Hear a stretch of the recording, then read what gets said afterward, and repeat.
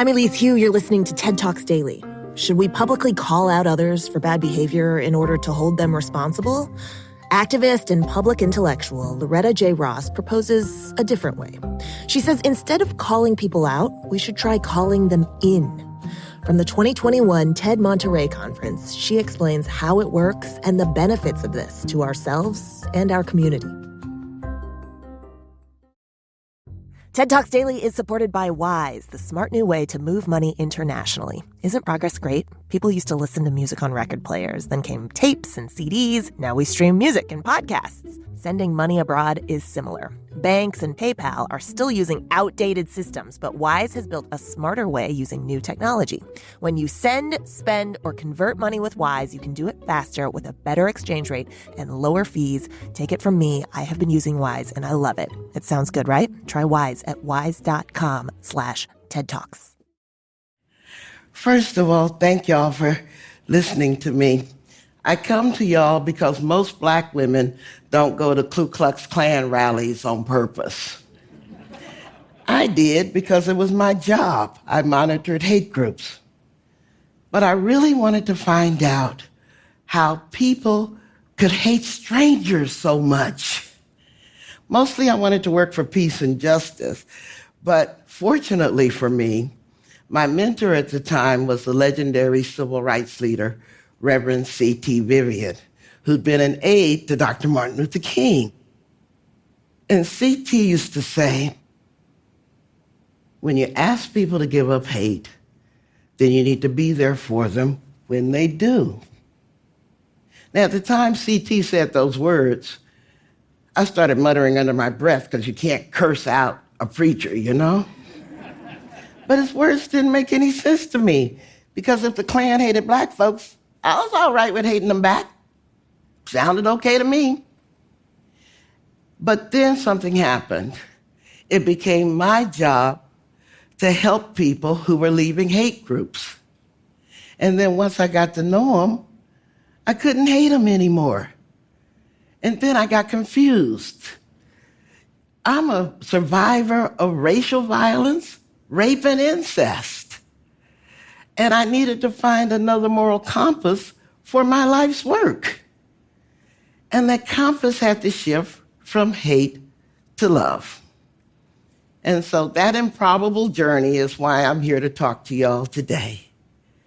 You know, because I really, really want to build a culture and a world that invites people in instead of pushing them out. It's called a calling in culture. Now, some people really do believe that the only way to do human rights work is the way they want. You know, my way or the highway. But the problem is, when many different people think many different thoughts and they move in the same direction, that's a movement. But when many different people think one thought and they move in the same direction, that's a cult. And when you treat potential allies like enemies, you're behaving like a cult, not the human rights movement. My friend Dazon Dixon Jallow, who's a very smart woman, says that she believes that calling in will be to this digital age human rights movement in the 21st century what nonviolence was to the civil rights movement in the 20th century. A new way to understand how to truly achieve justice. It's not a matter of what we do, but how we do it. Now, all of us know what calling out is. Our cancel culture, as it's called. You think somebody has done something wrong, you think they should be held accountable for it, and you think they should be punished for it. So one of those calling out examples is, I can't believe you just said that. You're racist, sexist, toxic, manipulative. With this approach, you've guaranteed one thing. With this blaming and shaming, you just invited them to a fight, not a conversation, because you're publicly humiliating them. Now, some people actually think call-outs should be used to hold powerful people accountable, and there's a lot to that. I mean, that's what the human rights movement has always done. But most people are calling others out of fear, or they're feeling that they need to belong to something. And some people think that they'll feel better about themselves if they put somebody else down. And then there's too many people, in my opinion, who think that they can become famous by defaming somebody else. Most of us want all of this violence to stop, but we don't know where to begin. And most of us stay silent because we're afraid that we'll become the next target. So even if something feels unfair, we're silent. And if you're unlucky enough to have something that you've regretted captured on cell phone or in a tweet, you're walking around with an unexploded gotcha bomb just waiting to blow up your life or your career or your reputation. I guess I need to ask, how many of us have done something in our past that could come back to haunt us? One of my students once said, a call-out is not an invitation for growth. It's the expectation that you've already grown. This is the culture we're trapped in now. On the other hand, there is calling in. Calling in is a phrase invented by Lone Tran. And basically, a call in is a call out done with love. So when you think somebody has done something wrong and you want to hold them accountable, you don't react with anger or hate.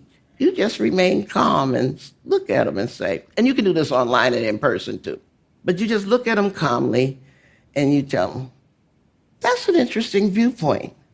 Tell me more. With that, you've invited them into a conversation instead of a fight.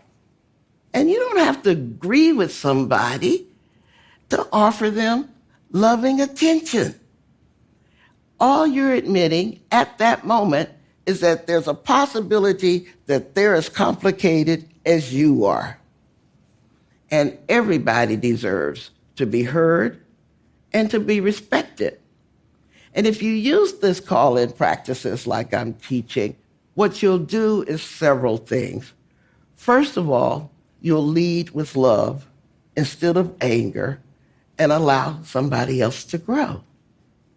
Secondly, it'll affirm your own inner empathy and your compassion.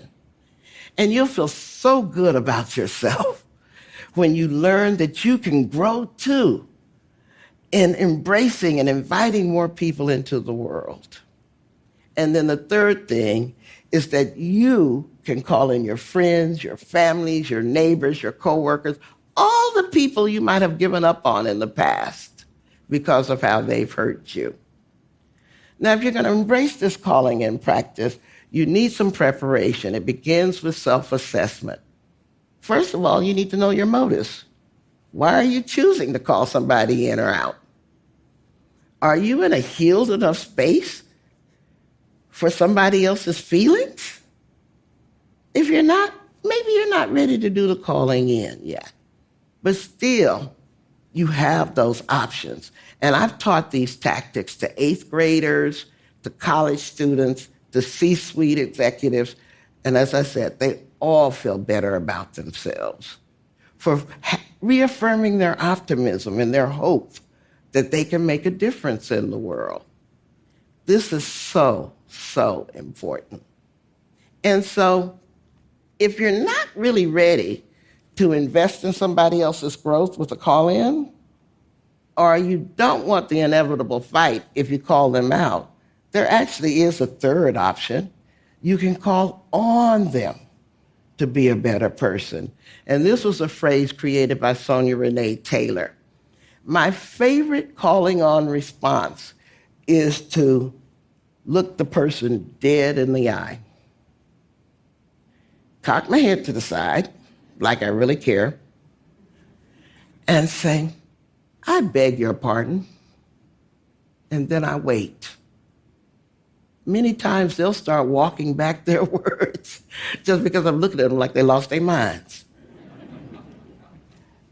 We can use this calling in, calling out, calling on approach as part of the spectrum of responses we can make to each other, and that's so, so important. One time, I misgendered a student in my class, and I froze in shame because I expected this student to jump down my throat. Because misgendering somebody is a really big deal nowadays.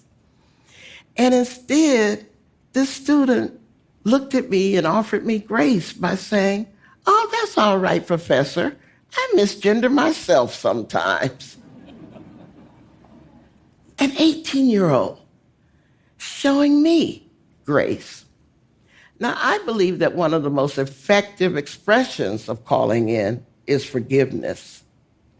And the most powerful example of radical forgiveness I've ever seen happened after the 2015 church massacre in Charleston, South Carolina, where 9 people were killed. And one of the victims' sons, Chris Singleton, offered his mother's killer, forgiveness. And I can't get his words exactly right, but Chris basically said, forgiveness is more powerful than people realize because it lifts all of this stuff off of you. It's freedom. Freedom from revenge, freedom from anger, freedom from hatred. Sadly, he was called out for saying that. I believe that it's very possible to use these strategies. So I'm going to tell you about my Uncle Frank. He ain't really my uncle, but, he's still living, so I can't call him out. Anyway, he came to a family reunion and decided to talk about Mexican Americans stealing jobs. And everybody been chatting and eating quite happily till his racism silenced the room.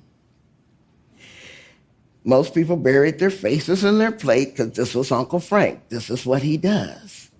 But I decided to respond, but not with anger. I kind of organized a few comments and asked him a question. "Uncle Frank, I know you. I love you. I respect you.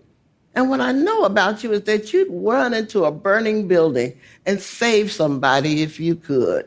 And you wouldn't care what race that person is. You wouldn't care whether they were gay or an immigrant.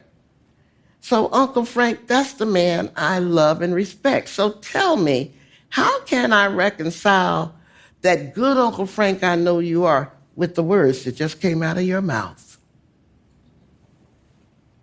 You haven't called him in. You haven't called him out. You called on him to decide how he's going to be. And with this approach, he's less likely to become defensive because you haven't actually attacked him. And while he's organizing what to say, you've affirmed that he has options about how he wants to be, especially in his niece's eyes and his family's eyes. But most importantly, the third thing you've achieved is that you did not let his bigotry go unchallenged. And that was witnessed by the entire family, how you stand up to bigotry at a family reunion without hate, argument, and throwing over the table.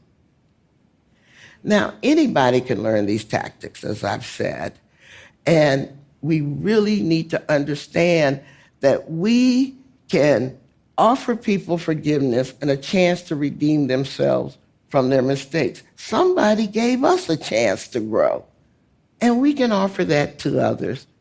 So I invite you to join me in this calling in culture, this calling in world that we're building. I think you will have a lot of joy and satisfaction in it, like I've found. We don't actually risk anything because all we risk losing is our pain. And then you'll learn the most powerful lesson I've learned from 5 decades of being a social justice activist. Fighting hate should be fun. It's being a hater that sucks.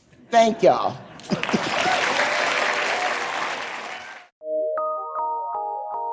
PRX.